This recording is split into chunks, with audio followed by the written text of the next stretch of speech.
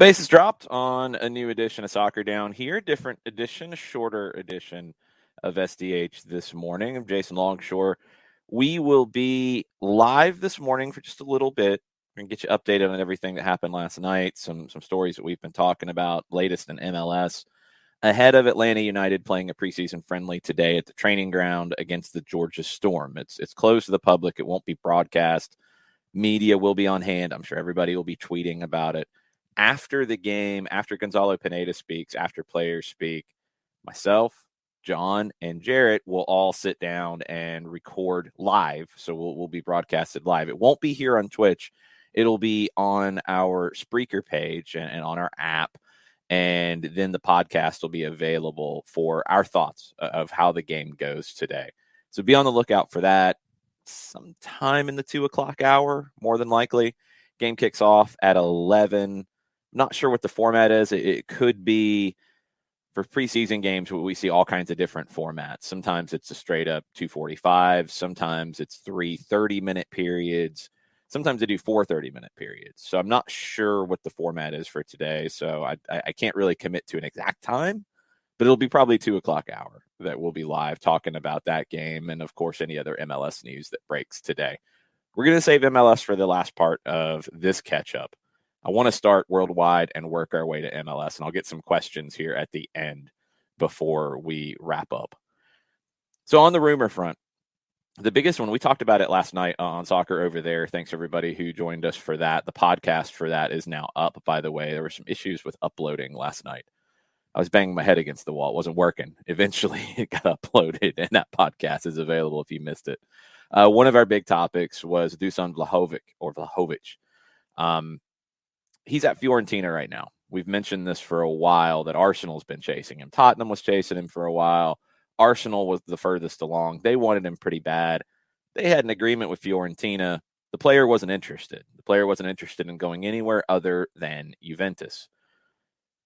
Last night, after things started to get really hot and heavy between him and Juventus and all the rumors, there were a lot of banners put up, racist banners, along with just insulting banners about Vlahovic and his background and wanting to leave. Well, there's a lot of backstory, and Nick Alifi dug into it last night on Soccer Over There between Fiorentina and Juventus. Goes back to the Roberto Baggio deal back in the day. Bad blood. This is a bad situation. Fiorentina did not want to sell to Juventus. They don't really have a choice because the player won't sign a new contract. He's got one more year after this one under contract. They wanted to sign him to a new one. He wouldn't take it. He's kind of forcing the move here.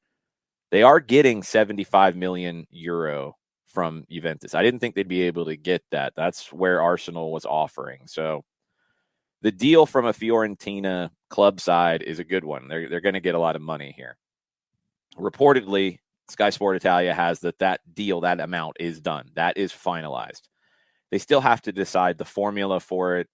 Probably not going to be 75 million up front. How is it going to be divided up? What's the structure? That part's done, though, 75 million euro. According to La Gazzetta dello Sport, personal terms are already agreed to on a new deal. So easy peasy here. Dusan Vlahovic is headed to Juventus, and Fiorentina fans are going to be very angry. Very curious to see how Rocco Commisso plays this afterwards, because he has been very outspoken. He's been very frustrated with the whole situation. He's going to be even more frustrated having to sell to Juventus. The money's not going to frustrate him, but the dance partner is going to frustrate him. And those two teams play on the final day of the regular season in Florence. I hope the flames that are going right now in the Fiorentina fan base, and when you're specifically dealing with the ultras, I hope that they die down by then, and I hope that Rocco Commisso really does a lot to make those go out. I'm a little skeptical. I have a bad feeling about what that game could look like once we get there, and it could be a really important game as well. Other rumors on the European front this morning. Luis Diaz, a player that we talked about a lot late in 2021. It's been kind of quiet in January on him. He is at Porto. bunch of clubs are scouting him. Manchester United are among the latest clubs to be there on site to scout Luis Diaz. Like, they haven't seen him already. Like, they don't know what he brings to the table. Atleti, Borussia Dortmund, also mentioned with Luis Diaz, 14 goals in 18 games in the Portuguese league this season. Pretty good. 25 years old, Colombian. He's going to go in January, I would think. I think that Porto's going to be looking to get a deal done here because he's at probably his max value for them. Who they get the deal done with is interesting because those are all three really different clubs and different styles of play and different mentalities. I don't know where he's best suited to go. I'm intrigued by this, but Luis Diaz, a player to keep an eye on. So Arsenal's going to miss out on Vlahovic. Now what? They are linked to Alexander Isak from Sweden and Real Sociedad, 22 years old. They're linked to Jonathan David, Lille and Canadian national team, 22 years old. They're also linked to Dominic Calvert-Lewin of Everton, 24 years old. London Evening Standard linked Arsenal to all of those names. £70 million release clause if they want Isak before next Monday's transfer deadline. And this is one of the recurring themes we're starting to see in this transfer window. Right now, players who are on a release clause, the clubs are holding to that clause. Saying if you want the guy now, you got to pay the clause. That's it. We're not going to negotiate. Real Sociedad is a club who I could see them coming off of that clause. I'm not sure where their financials are. I can't imagine that they would not like to have 70 million or maybe more like 60 or 55 million in the bank on this kind of a deal. I don't know if Isak's value is going to go up that much more from where it is. Jonathan David might. Jonathan David's one that his value is not in that ballpark, I don't think, but he's talked very clearly about wanting to go to the Premier League. He would be more of the, I think, not budget option. I don't want to say it in a negative way, but more affordable option, let's say. Isak, I don't, 70 million. I would not pay that in that ballpark. That's too much. If that's the price tag, I think you need to go look at David or Calvert-Lewin. But Arsenal is going to need a number 9 because you've got the conversations about Aubameyang and where he could end up. Reportedly, Milan are interested. He doesn't want to go to the Middle East. He wants to stay in Europe. Milan is the latest name that has come up around Aubameyang. Not really buying that one. But they want him out the door. They want another number 9. They're not going to get the guy they wanted. Overpaying for Isak, and I think 70 would be an overpay, wouldn't make a lot of sense. Calvert-Lewin or Jonathan David might be the way to go here for Arsenal. Borussia Dortmund have opened talks with Red Bull Salzburg over a possible 40 million euro deal for Karim Adeyemi. Yes, please. And look, Dortmund knows they're going to lose Haaland here at some point, probably sooner rather than later. Not this window, but in the summer. Go ahead and get the next guy. Go ahead and get Adeyemi because he's probably the next one. That's a very Borussia Dortmund kind of deal.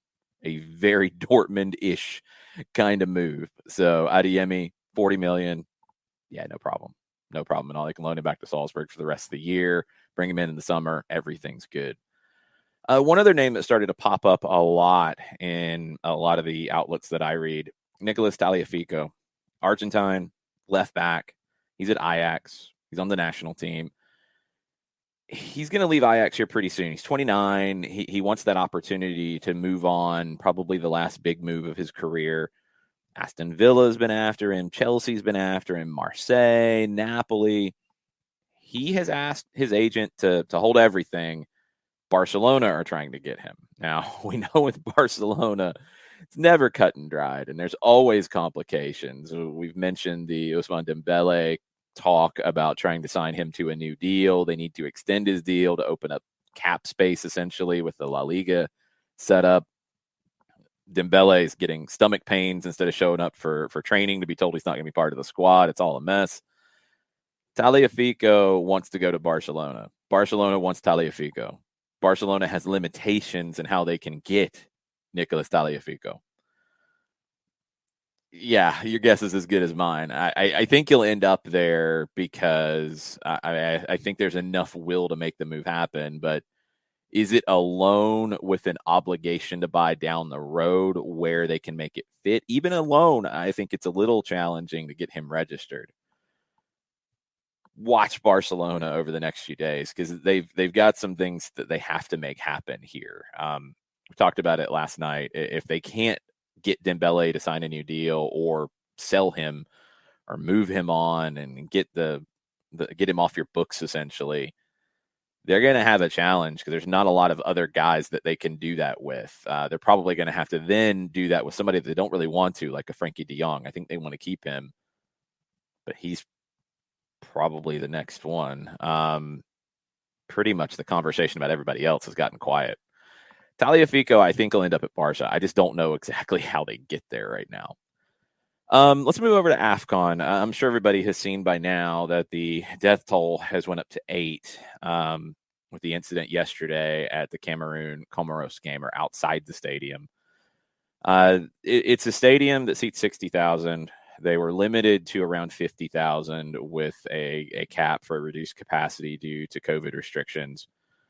The organization outside the stadium was incredibly poor. This was part of our conversation coming into this tournament was, obviously COVID issues around having a tournament right now, an international tournament, was a question mark. They've handled that pretty well. Now we'll get to Comoros here in a second. But there was also a big question about Cameroon's ability to stage the tournament and some stadium issues. Some of the stadiums weren't completed by December. What that would look like. Well, this is why that was a question. It was poorly organized outside the venue. You had a crush of people trying to get into the stadium, and there are, around 40 or so still in the hospital or injured. 8 have sadly lost their lives going to a match. This is not an African thing, and this was something Nick said last night that absolutely needs to be stressed. This is not an African or AFCON or CAF thing. Honestly, the Euros and UEFA and England and Wembley Stadium are incredibly lucky that this didn't happen there with the scenes that we saw ahead of the final last year. Very, very lucky. It could have. It easily could have there. This is the importance of all of the logistics and organization and all those things in the background that are critical to staging big major events with lots of people that can sometimes get overlooked or sometimes get swept under the rug. The next game that's supposed to be played at that venue has been moved. Could be Ivory Coast. It's the winner of the Ivory Coast match. I can't remember who the opponent is off the top of my head. But that game's been moved from that venue. I don't think there'll be any more games at that venue the rest of the tournament. Horrible situation. Absolutely horrible situation. And they're going to have to figure out what went wrong. And in future events, they have to fix these errors. But this is, again, it's going to happen anywhere. It can happen in this country too. It's a scary situation, and I hate it all the way around. I hate that this is going to be, a big talking point about this tournament that has been an incredibly entertaining tournament. It's been wild at times, some incredible talent on display, but this is going to cast a pall over it. It's going to be an issue for Cameroon hosting future events. It's going to be an issue for CAF and their organization for future AFCON tournaments. There's a lot of questions about what happened here, and I hope we get to the bottom of it. In the match that happened, this was the story with Comoros.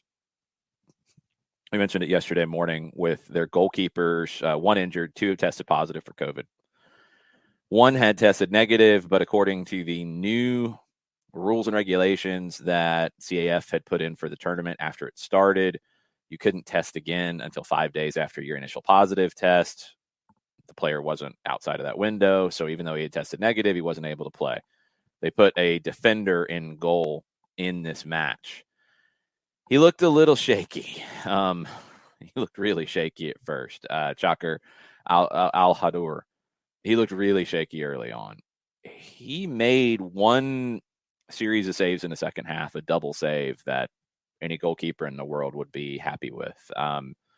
What a performance. They had a red card 6 minutes in Comoros, and I think it was a deserved red card. Guy stepped on the back of a Cameroon player's leg, and Luckily didn't injure him, but man, that could have been really bad. Red card for sure. So they had to play shorthanded. Cameroon was poor. Cameroon was really poor in this match. They haven't been great in the tournament as a whole, but they were awful in this match because you're playing a weaker team. You're playing a team with a defender in goal. You're playing a team with 10 men, and it took until around the 30th minute or so for a shot on goal. Now, Cameroon went up 2-0. First goal, yeah, goalkeeper didn't look great. Again, kind of expected. Cameroon went up 2-0. Looked like the game's over. Comoros scored one of the goals of the tournament. If you have not seen it, the free kick, 35 yards out or so, Yusuf Nchangama. Oh my gosh. He ripped this shot 35 yards easy out. No spin on it. I mean, it was just a bomb from distance. Made it 2-1. Comoros had some other opportunities. What a performance for them. What a story for them just as a whole, let alone having to play with a field player in goal. But what an incredible job for them. And that's what we love about these tournaments. You know, when you get the new kids on the block, teams there for the first time, and they put up these kinds of performances. Just incredible. So Comoros, I might need to get a Comoros kit now. And if I get one with a name on it, it's going to be our defender / goalkeeper, Al Hadour. I'm not going to put the tape on the back like he did on his goalkeeper shirt. He put a taped 3 on the back. That's his regular squad number. I'm not going to do that. I'm going to leave that part out. But yeah, great story. Great story.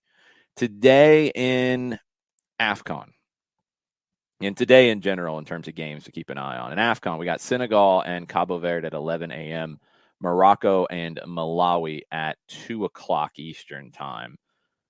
You have pretty sizable favorites in this. Senegal is a -167 according to the odds at SofaScore. Cabo Verde is a +750 to win that one.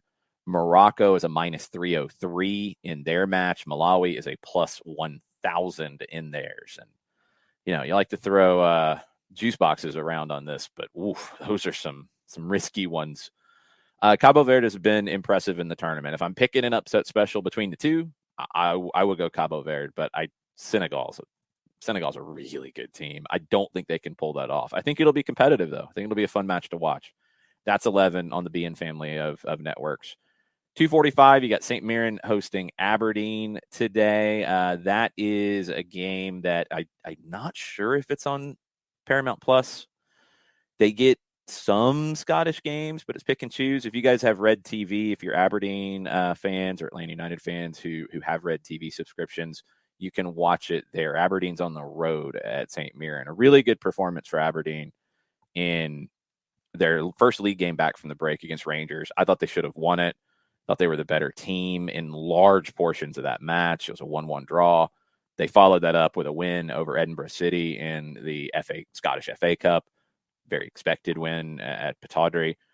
So they have a little bit of momentum. St. Mirren has come back from the break in really good form as well. They were really poor going into the break. So it should be an entertaining one. You also have games in Colombia this evening. The Colombian Primera A is back underway. All right. Other things before we get to questions, I want to update you on some stuff domestically. We've talked about the college game a decent bit around here on SDH, and a couple of years ago, there was a proposal that Sasho Sarovsky of Maryland was really pushing hard to take the college season, which is a fall sport right now, and do a split season, have it run through the spring. Only a few more games would be added to it. It's really to eliminate the 2-game weeks that we see in college, the midweek games. And look, a lot of it is, you know, these are just student athletes, right? That's what the NCAA tells us all the time. This would give them more time in the classroom. This would give coaches more time to coach, and it would make for a better environment. I think a better development environment. Better all the way around. It's kind of a no-brainer. It just makes a ton of sense. It's not something the NCAA typically does. Like the baseball season is very compressed into the spring.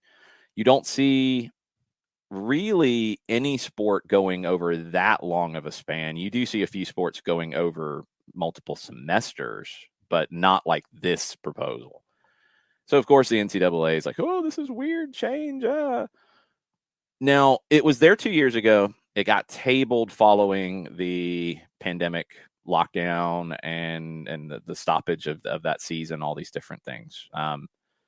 Or really the disruption to the next season is probably the better way to put it, because that was in the spring of 20. It was the 2020 season that was disrupted. You had a few conferences that played a fall season. The NCAA finals were pushed to the spring. Most conferences and schools played a spring season, not a fall. If you played a little bit of both, it was all over the map. Now it's back getting some momentum. North Carolina's coach, Carlos Samoano, is spearheading this. He's the chairperson of this committee. Was talked about at the United Soccer Coaches Convention in Kansas City on Friday. It's starting to pick up that momentum again. So right now, a D1 team, and this would be purely at the D1 level, but I'm assuming the other divisions would follow suit down the line. Right now at the D1 level, most teams play between 17, 19, 20 games in a season. They do it in 10 weeks. You throw a couple preseason games in there. You got, postseason games. If there's a conference tournament, if there's NCAA tournament, it's a lot of games in a short period of time. It's not ideal. And we've had this conversation about injuries. We've had this conversation about development. It's not ideal in any form or fashion. So right now, this would be a proposal that would start in 2023, 2024, where you would play the season over the full school year. You'd start in the fall, you'd finish in the spring. Now they've got to get everybody back on board. That's the issue here, is you had momentum, COVID stopped it. You've got to get all this back on board. It's very different for the NCAA, but from a soccer perspective, I think it makes a ton of sense. I hope they do it, because the college game is an important area in this country. I know if you're, watching this from overseas, if you're from another, background, if you haven't really followed it, you've watched the game overseas, now you're watching it here. You're like, college soccer, why? What does it matter? There's still players that come through the college system. There probably will be for a long time. This country's so big. MLS teams, and really they're the main ones. You've got some USL teams that are able to deal with academies right now, but it's on a different scale. There's only so much ground they cover. And when you go back, and I was prepping for the Super Draft, and you look at where some of these players are coming from, some schools, bunch from St. Louis, although St. Louis has a team coming. Northern Illinois, you had a couple of players from service academies. You had Navy, you had Air Force. Atlanta United picked Tristan Traeger from Air Force. You've got some players who are either originally from areas of the country that aren't served by MLS teams. Their youth soccer experience doesn't have a professional component to it. You're going to have players who are late bloomers. And we've seen this with Machop Chol, for example. Plenty of players who, John Gallagher, I think, is another one. And you're getting players coming in from overseas who are coming to U.S. schools. You're getting talent out of the college game. Is it always going to be starting level talent in MLS? No, you're not. It's not. That's okay. But are you getting guys who can make a career of being professional players? Yes. This proposal to split the season is not just good for that part of it, although it's good for development. It's a better soccer experience. You're actually going to continue the charade that these guys are truly student athletes. If you've played in college, if you've been in that cycle, you don't have a lot of time to study and go to class and really truly be a student when you're in season. It's impossible. Not completely, but mostly because of the wear and tear, because of the demanding schedule, because multiple games a week. Stretch the season out. It's not going to hurt you. It's not going to add more cost to it. It just makes for a better experience all the way around. I think it's a no-brainer. We'll see if it gets passed. I think it'd be a good thing. I'm curious how the professional leagues would feel about it, because then you wouldn't get guys. If you have your draft at the same time of year, you wouldn't get guys until after their season concludes. They wouldn't join you in preseason. It's not ideal. I think you can make it work. If guys come in after they finish their school year, after they finish their season, they can come in after that. You would potentially get some guys who would leave school early if they're at a program where, there's really not much of a hope of a postseason run. It'll change that dynamic. And that is a consideration, but that's not the consideration for the majority of the players involved. It's not. The majority of the players involved deserve a better experience. So I hope they do it. I'm glad that's getting more momentum. That had gotten really quiet after the pandemic kind of tabled everything. All right. MLS updates. And then we'll get into questions before we wrap. We'll probably go about 15, maybe about 20 more minutes. Okay, so we have some signings, we have some rumors, we have some rumored deals getting done today. The Paul Arriola deal to Dallas is being rumored that it will be done today, according to Stephen Goff of the Washington Post. Dallas's deal with Alan Velasco is reportedly nearly done. Independiente, you're an Atlanta United fan, you know how difficult they can be at times. Remember #BarcoWatch. Sounds like some of that came into the fore here. Independiente is also a club that is trying to get as much money as they possibly can to pay debts. They owe money to players. They owe money to clubs they've done business with. Not Atlanta, not an MLS club, but some other clubs. They're in a really bad state. So they need to get as much as they can out of this. It looks like they're going to get around $7 million up front and another 1.7 or so in potential add-ons. Dallas is getting bold. If Dallas gets Velasco and Arriola on either flank with Jesus Ferreira up top, Dallas just got suddenly interesting, eh? They got to get these two deals done. They should. They could be both done today. Could be a huge day for FC Dallas. DC. So Paul Arriola, going to go. They are signing a Greek international forward, Taxiarchis Fountas. He is at Rapid Vienna. Been there since 2019. He's 26 years old. He'd be a designated player, and he'd arrive in the summer. 35 goals and 68 league appearances in Austria's top flight. Started in Greece at AEK Athens, and then he went to Red Bull Salzburg. So Fountas, a Greek international, headed to DC, according to Stephen Goff. Another player from Greece headed to Charlotte, Karol Svederski, Polish international forward from PAOK, going to Charlotte. $5 million deal. He would be a designated player. Currently in Charlotte, finishing the move, according to Taylor Twellman. He just turned 25, 4 goals, 1 assist in 16 games this season, 35 goals, 14 assists in 134 appearances. Started his career in Poland, 6 goals and 14 appearances with the Polish national team. Okay, 35 goals and 134 appearances as a striker is not eye-popping numbers in the Greek First Division. I would be a little concerned about that. But Miguel Angel Ramirez, again, top manager, great coach. If he fits what Ramirez wants, it's not just about your number 9 scoring all the goals. If he fits and can facilitate and can make everything work for everybody, I can buy into it. I'm a little skeptical of that outlay for that kind of a return. The return for the Polish national team is very good, and that's probably what's selling this a little bit more. But okay, Greece seems to be the place that's in vogue right now for MLS. DC also went to the USL Championship. They signed Hayden Sargis from Sacramento, 19 years old, 35 appearances with the USL Championship level Sacramento Republic. 2020 USL Young Player of the Year award. Started with them as an academy player, won as a professional. Really impressive. One of the top young guys coming out of the USL Championship. I love to see these kind of moves. I hope they continue even after the partnership between MLS and USL kind of breaks away after the season with teams playing in USL leagues. I hope that you still see MLS go shopping in USL Championship.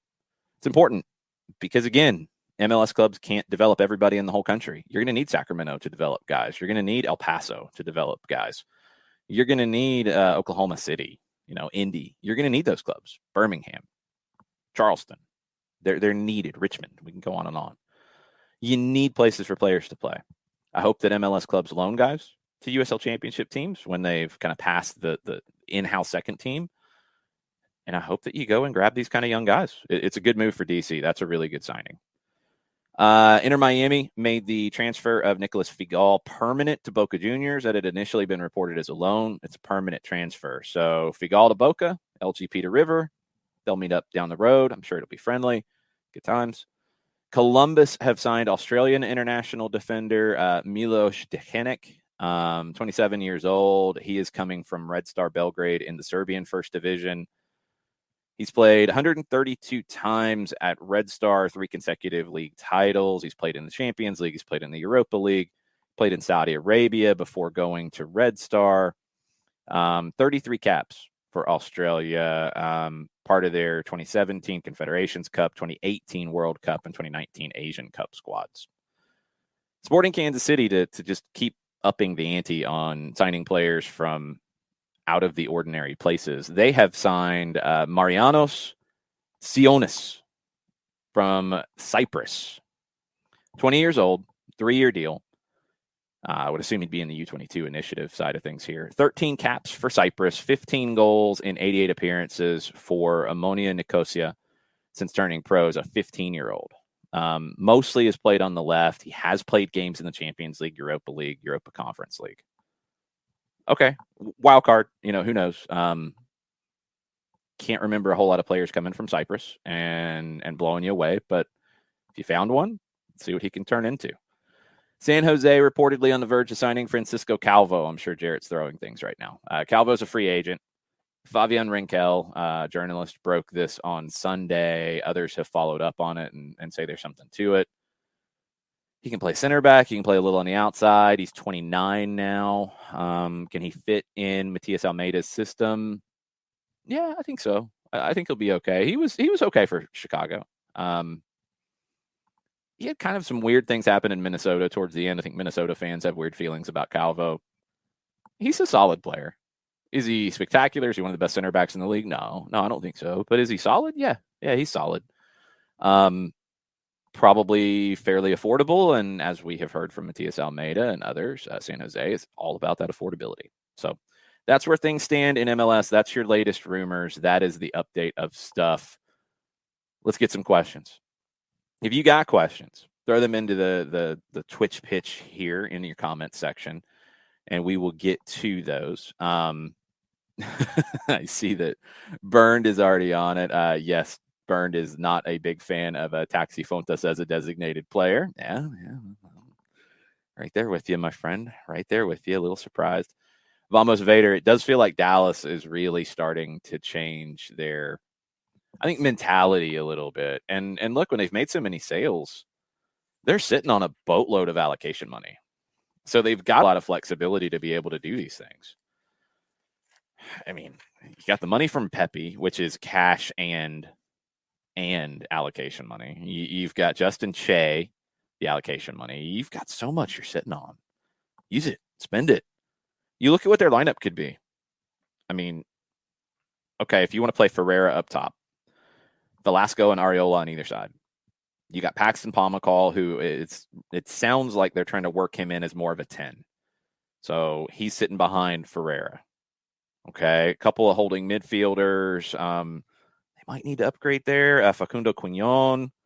I like Edwin Cerrillo, but he hasn't really taken that next jump in his development. I think he's got it, but he looked great at the U20 World Cup in 19. It's been a minute since then. Brandon Cervani, another one who's been close but hasn't quite made the breakthrough. I like Nicky Hernandez a lot too. He's more of an 8. Who's going to play behind Pomacall is a little bit of a question. They need more depth at center back, but I like Jose Martinez. Matt Hedges is very solid. Nikosi Burgess is very good as well. Outside, you got Nanu, who you've added on loan. You got Ryan Hollingshead, who's one of the more underrated players in the league at left back. Jimmy Maurer, really steady, solid keeper. Still some questions, but if you've got a refreshed, healthy Paxton Pomacall, you've got Velasco and Areola on the flanks, and you've got Jesus Ferreira, that front four is dangerous. That front four is really dangerous. Really, really dangerous. Okay. Jason Nix asks if we play Dallas this year. We do not. I know we don't go to Frisco. I would have remembered that one. I've got a good friend who lives out in Frisco from high school that I have not seen since we were in Frisco last time. So I know we're not going to Frisco. I don't think they're coming here. Still getting my head around the full schedule and everything. I'm so locked into preseason right now. Kevin, big day for Georgia Storm today in year 2. What can small clubs gain out of preseason matches today against MLS squads? It's a really good question. I think it's about building relationships. I love that Atlanta United is playing Georgia Storm today and Georgia Revolution on Sunday. You know, you guys have heard me on the show many times talk about supporting these teams, going out and calling games. It's important. Again, and it goes back to the big picture, you know. I mean, I mentioned it from a development standpoint across the whole country, but locally. You know, Georgia Revolution serves Henry County, McDonough. That's where they play. That's their base. They do after school programs. They have a youth academy. Like they're focusing on an area that's a long way for kids to go to the Atlanta United Academy. Not all of them are going to make that jump, but can they get really good coaching and have a club of their own and a local club to support? Absolutely. Georgia Storm, they're doing that in Carrollton. It's huge. There's no reason why a kid can't come from Carrollton and make it to Atlanta United and be starring at the Benz. There's no reason why a kid from McDonough can't do that. You need the full service, I think, development process for those clubs, for those kids. You have to be able to play as a kid. You have to have something to look up to. You got a chance to see high-level soccer in your town up close in the summertime. It's critical. So for these clubs right now to get this opportunity to mix with Atlanta United, if you're a kid who's in the Georgia Storm Academy and you see, hey, the guys that I watched last summer at Carrollton High School, they're playing Atlanta United today? I don't care if it's a friendly or a training ground, any of that. Still, it's amazing. It's very, very cool. That's going to get kids and the local community really excited. Same for the Revolution playing on Sunday in Athens against Atlanta United. I love that Atlanta is willing to do it. I love that, you know, they're getting a training exercise out of it. It's a training exercise. It's not about results, not about any of that. Atlanta United gets to play a bunch of players. They get their academy guys some minutes. They get their twos guys some minutes. They get to try some things. They get to work up to the games coming up after that for Atlanta United. The games in Mexico that they're going to play against Celaya and Chivas. The game against Birmingham. All that ramps up to get you ready for the MLS season.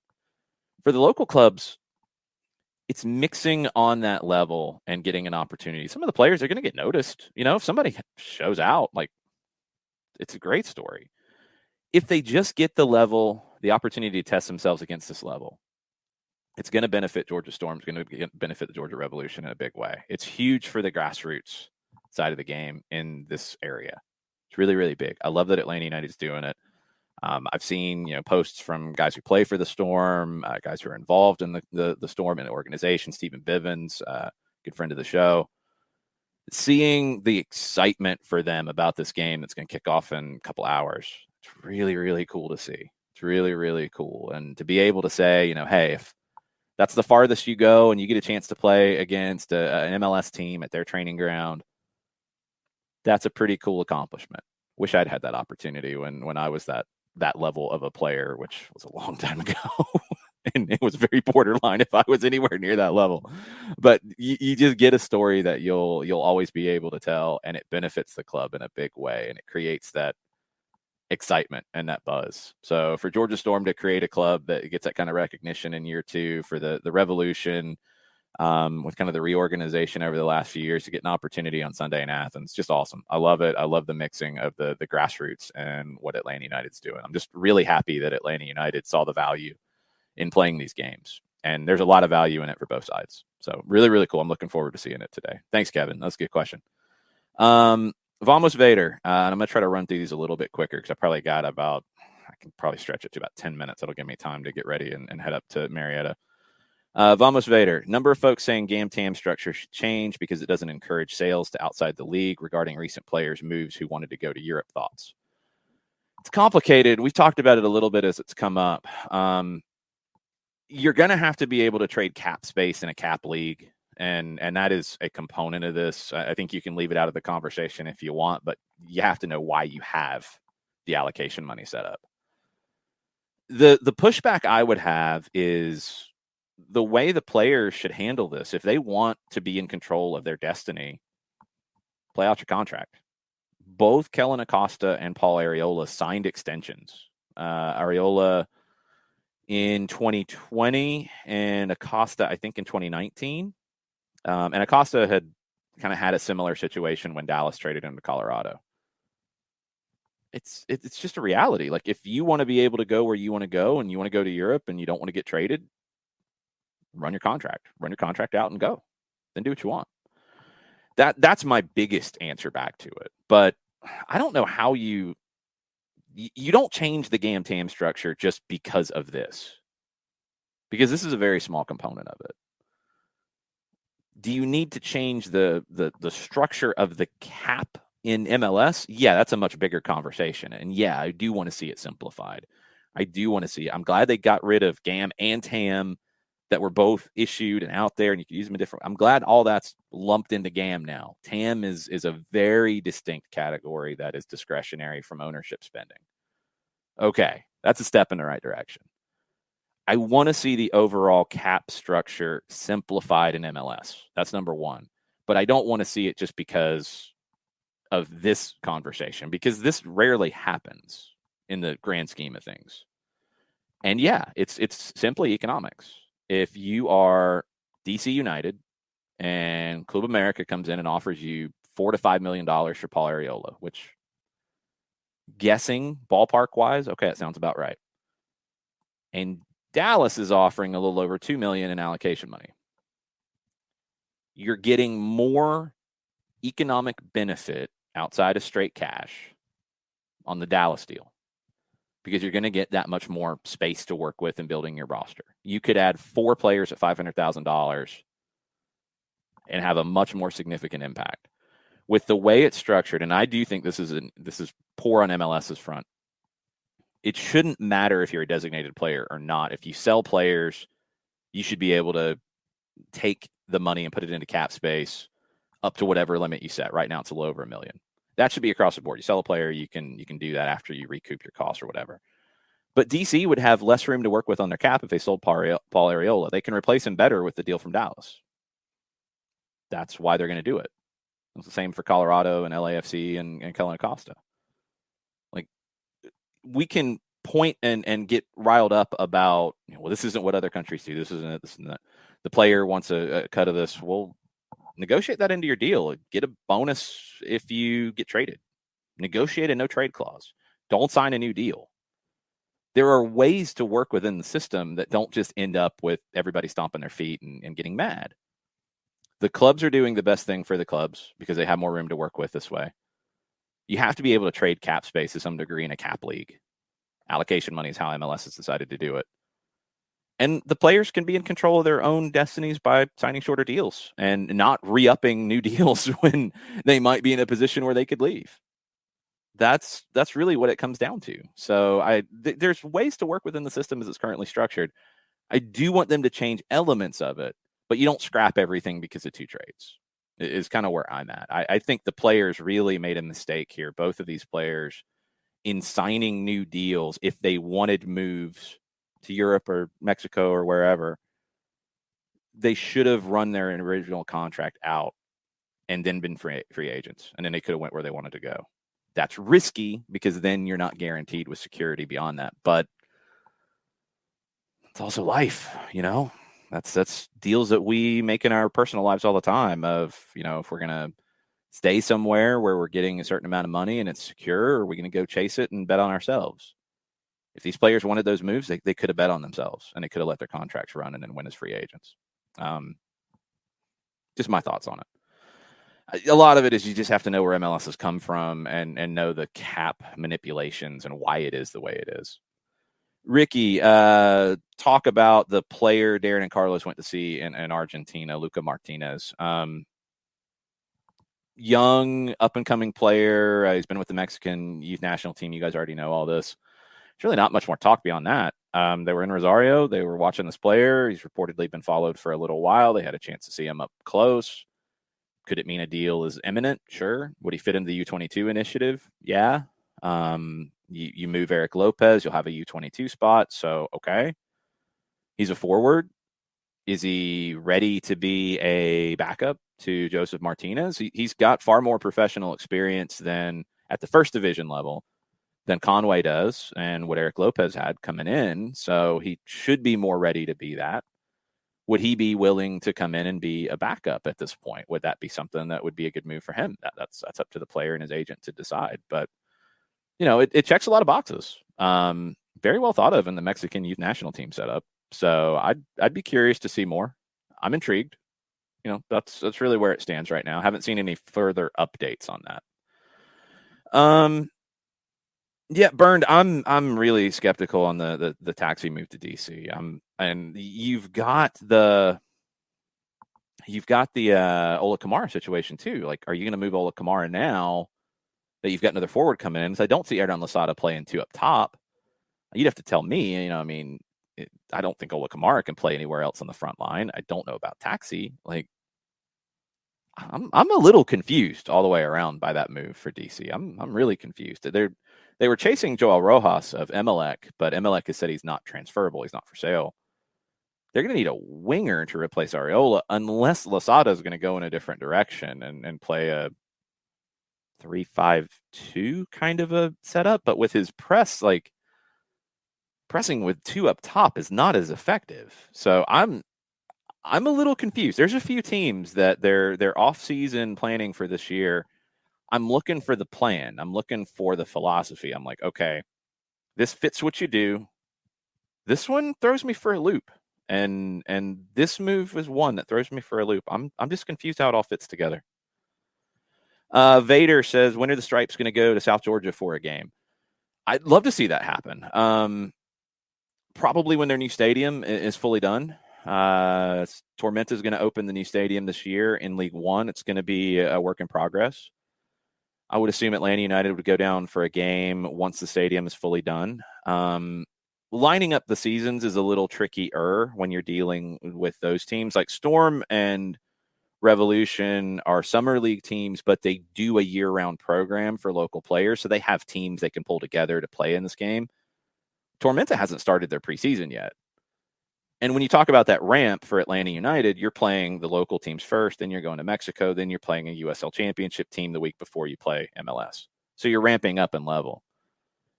Lining it up is going to be the key. What I hope, honestly, is that you get Tormenta and Atlanta United drawn together in the Open Cup. That'd be even better to me. Friendlies are fun. Friendlies are good. This is great for Storm and Revolution. But for a Tormenta pro team, man, I'd love to see that in an Open Cup game. Love to see it in an Open Cup game. I've said I'd love to see an Open Cup game at Paulson Stadium against Atlanta United and Tormenta for a long time. That'd be amazing. It'd be just a great day for soccer in the state. I hope it's a meaningful game when they play. Preseason, since League One starts a little bit later, it's hard to line things up the right way. But they'll play. I'm sure they will. And once the new stadium's up, I'm sure it'll be a big deal. Jason Nix asks about Liga MX's transfer window and when it closes. Let me see if I can pull that up really fast because I don't remember Mexico off the top of my head. They've all changed. Mexico transfer window in this window closes on February 1st. So one day after the European windows. So not much of a difference there. February 1st is when the Mexican window closes. The Brazilian window closes early April. The MLS incoming window closes early May. That's where things stand. I haven't seen anything else about Jurgen Damm in a little while, Jason Nix, so I'm not sure. Thanks for updating everybody on the schedule. Thank you. Yes, Friendly today will not be streamed. It is behind closed doors. I'm sure there could be pictures and video from the club. Be on the lookout for that. But John and Jarrett and I will talk about it live on the audio-only edition on our app on soccerdownhere.net. We'll give you the link when we go live, but we will be doing an audio recap of the match later today, probably in the 2 o'clock hour. Okay. Just checking the other stuff. Ricky Ricardo, stay tuned about streaming games from Mexico. Hopefully that comes to fruition. There's a lot of logistics to figure out, but I can absolutely tell you that the club's working on it. So hopefully we'll have at least one of the games from Mexico as a stream as well. But the game in Athens on Sunday will be streamed. The game in Birmingham, I'm almost positive they're streaming it. Our broadcast plans will be announced here shortly. And Mexico, hopefully, we'll get a stream for that. That's what we're working on. And before I go, I've got an update on Sunday as well. Okay. Lots of good conversation. You guys are awesome. I love when we can do the show and I can throw things out there and you guys get off on tangents on the Twitch pitch, and it's very good stuff. Yes, Jason at soccerdownhere.net for the post-match recap. That is true. 2:00 hour. We'll tweet it, so make sure you're following me at Longshoe at Soccer Down Here. We'll give you a heads up when that is done. Let's see. Matt, and this might be the last one. How do you see Heineman fitting in the midfield under Pineda? Is he a starter? It is a crowded spot, that's for sure. I mean, he's a starter in terms of talent, yes. But the fit, I got to see where he fits in. I think it's as an 8. Could be as a 10, depending on how you structure that midfield. And that's a little bit of the question. I'm wondering if I get a glimpse of it today. Under Gabriel Heinze, he wanted to play one midfielder behind 2 in the 3-man midfield. That was where he wanted to be. It was where he mostly was. You saw that deviate a little bit at times with more of 2 holding, 1 in front. I don't know if Pineda wants more of the double pivot or if he wants somebody to play solo there. He can do both. He's got the personnel to do either one. That'll affect a guy like Heineman because I like Heineman in a situation where you've got a 6, you've got a 10, and Heineman is the mix because he can drop and he can defend and he can do that work. He works extremely hard. But I like when he can make those late runs into the final third. I think that's the best part of his game that doesn't get talked about enough. Purely as a 10, he's not making as many late runs. He can be effective there. I've always wondered if he could play the 6. He did a little bit during his time in Scotland, but it was mostly in a double pivot. I want to see if we get a glimpse in these couple of games this week. Does Atlanta play 2 holding midfielders or is it 1? Now, remember, you don't have Santiago Sosa at full strength right now. You don't have Heineman ready to go. I don't think either are going to be ready to play this week. Probably Osvaldo Alonso, probably a Sejdic, probably Mateo Sosetu. 3 guys for those spots. But is it going to be a double pivot? Is it going to be 1? That's what I'm waiting to see. I really like Emerson Heineman's game. I hate some of the narratives around Heineman, and I think he's been judged unfairly. Very talented player, and I think we saw it last year before he got hurt, and then after he got hurt, the difference it made in the team. It took a while to rebound from that. Very talented, very good on the ball, very technical. I think he reads the game very well. I think he's one of the smartest players in the team and the work he does off the ball.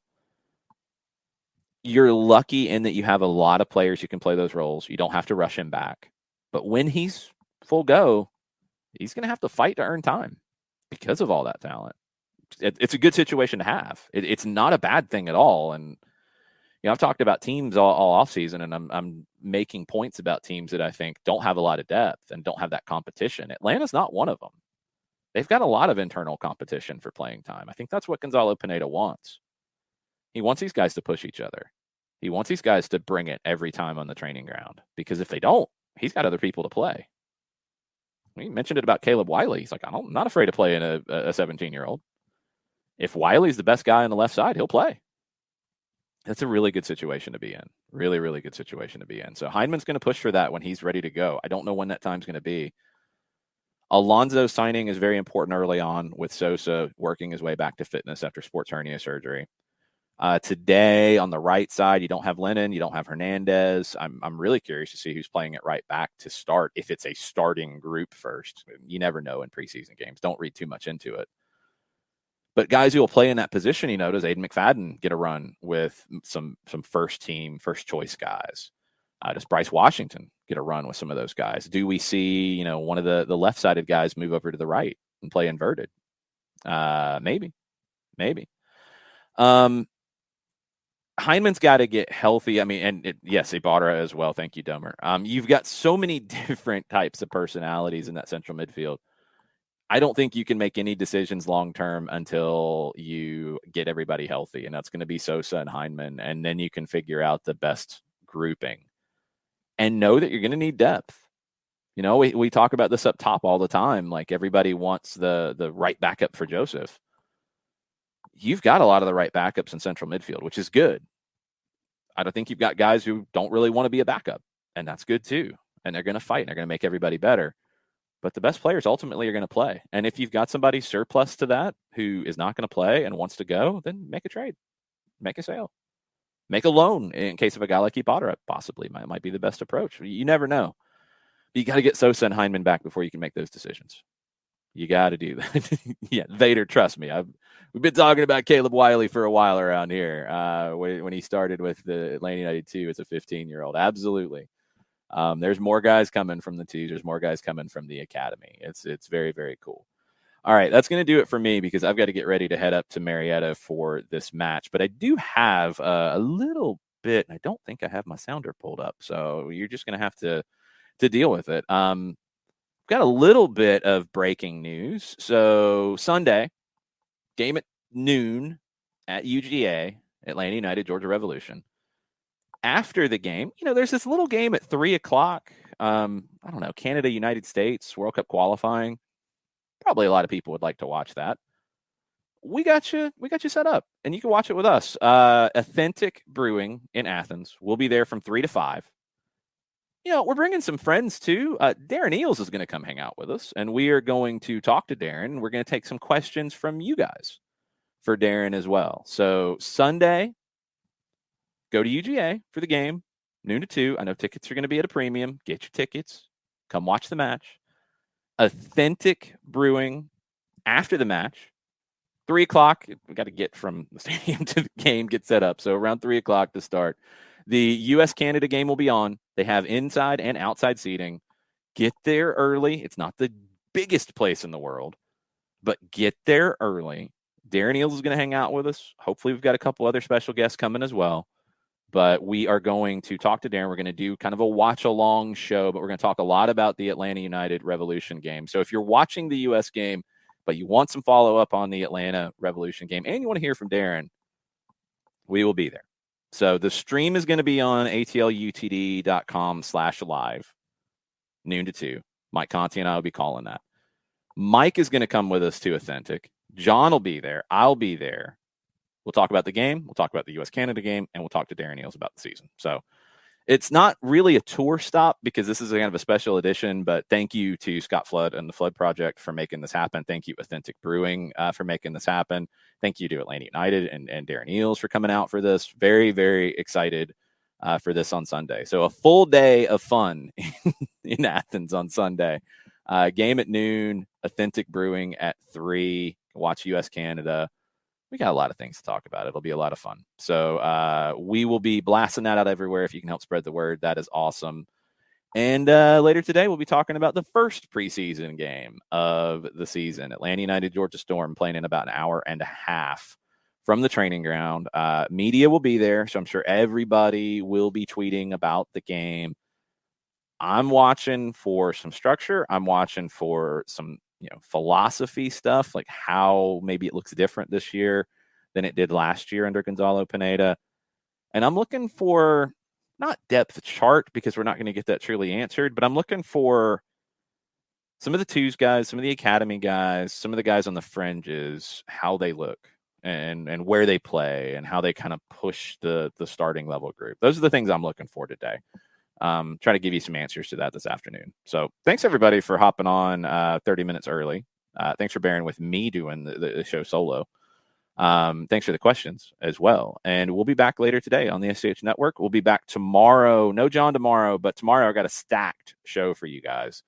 So 30 minutes with Jarrett to open things. 9:30 Dylan Butler tomorrow morning. 10 o'clock Mike Conti.